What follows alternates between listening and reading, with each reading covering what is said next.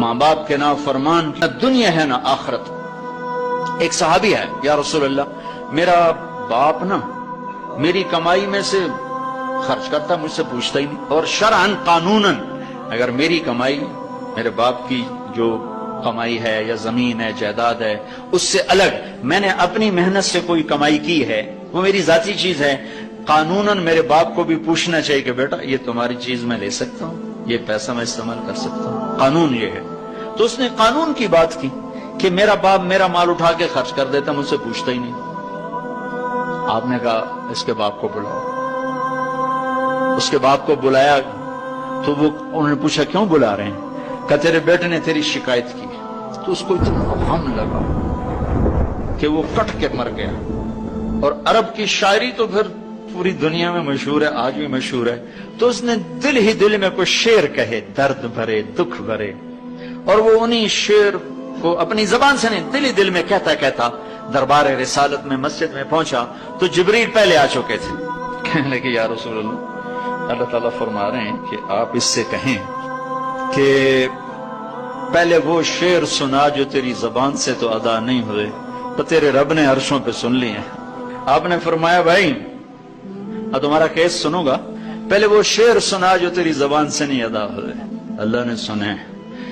کہنے لگا یا رسول اللہ میں گواہی دیتا ہوں آپ سچے رسول ہیں، آپ کا رب بڑا طاقتور رب ہے، آپ کے رب کی قسم زبان سے ایک لفظ نہیں نکلا، دکھ بھری فریاد تھی جو دل کی دنیا میں اٹھی اور وہیں گم ہو گئی، سینے سے اٹھی اور سینے میں دفن ہو گئی، اور آپ کے رب نے عرشوں پہ سن لیا۔ آپ نے کہا اچھا سنا تو صحیح میرے بھائی۔ میں نے کہا بچے جس دن تو پیدا ہوا اس دن سے ہم نے اپنے لیے جینا چھوڑ دیا، ہم نے تیرے لیے جینا شروع کیا۔ گرمی سے لڑے، سردی سے لڑے، موسموں سے لڑے، حالات کے آہنی پنجوں سے رزق نکالا، جبڑوں سے رزق نکالا، جوانی کو قربان کیا، صحت کو قربان کیا، اپنے جذبات کو سلا دیا، تیرے چہرے کی ایک مسکراہٹ دیکھنے کے لیے ساری ساری رات کام کیا، سارا سارا دن کام کیا، کبھی دھوپ میں کبھی سردی میں، کبھی گرمی سے لڑا کبھی سردی سے لڑا، کبھی موسم سے لڑا کبھی بھوک سے لڑا، تجھے کھلایا خود بھوکا رہا، تجھے پلایا خود پیاسا رہا، تجھے چھاؤں میں لٹایا خود دھوپ میں بیٹھا، تجھے سکھ پہنچایا خود دکھ جھیلا۔ میری تو زندگی پھر تیرے لیے ہوگی، میں نے اپنے لیے جینا چھوڑ دیا۔ جب کبھی تو بیمار ہوا تو ساری رات میں اور تیری ماں تیرے سرانے بیٹھ کے دھڑ دھڑ دل دھڑک رہے ہوتے تھے، کہیں مر نہ جائے، کچھ ہو نہ جائے۔ ہسپتال پہنچے، ڈاکٹر کو بلاؤ، ٹیکسی بلاؤ، گاڑی بلاؤ، رکشہ بلاؤ، جلدی سے ہسپتال پہنچاؤ۔ اسی خوفناک خیالات میں ہم روتے تھے، پگھلتے تھے، ٹوٹتے تھے، بکھرتے گئے چلے گئے خشک پتے کی طرح، اور تیرے چہرے کی ایک مسکراہٹ کے لیے ساری مسکراہٹیں بھول گئے، تجھے صحت مند دیکھنے کے لیے اپنی صحت کے سودے کر دیے۔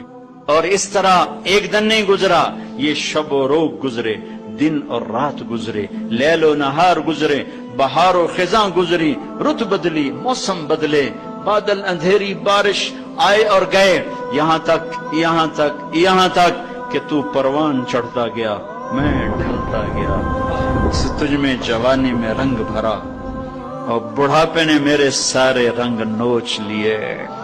تو سیدھا کھڑا ہوا تنے کی طرح، میری کمر جھک گئی کمان کی طرح، اور میں آسرے کا محتاج ہوا، تو طاقتور ہو کے جوان ہوا۔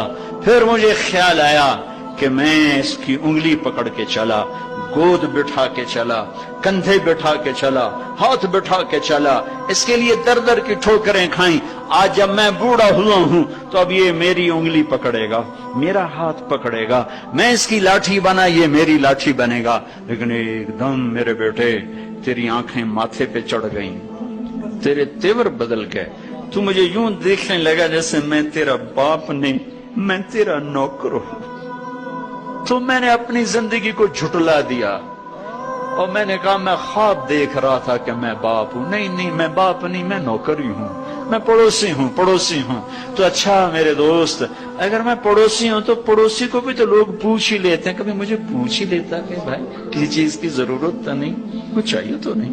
یہ اتنے درد بھرے اشعار ہیں کہ میرے تو اتنی فصاحت نہیں کہ میں اس کا ترجمہ کر سکتا، لیکن یہ وہ اشعار تھے کہ میرے نبی زار و قطار روتے اور آپ ٹوٹ پڑے اور آپ کی داڑھی آنسوں سے تر ہو گئی اور آپ نے اس کو گریبان سے پکڑا اور یوں جھٹکا دے کر اٹھ جا، دفع ہو جا، انت و مالک لابیک، تو باپ کے خلاف مقدمے کرتا ہے، نکل جا، تو اور تیرا سب کچھ تیرے باپ کا ہے۔ یہ صرف روز شب قدر سے متعلق نہیں ہے کہ ماں باپ کا نام فرمان ہے تو اس کی شب قدر برباد ہو گئی، ماں باپ کا نام فرمان ہے تو سب کچھ برباد ہو گیا۔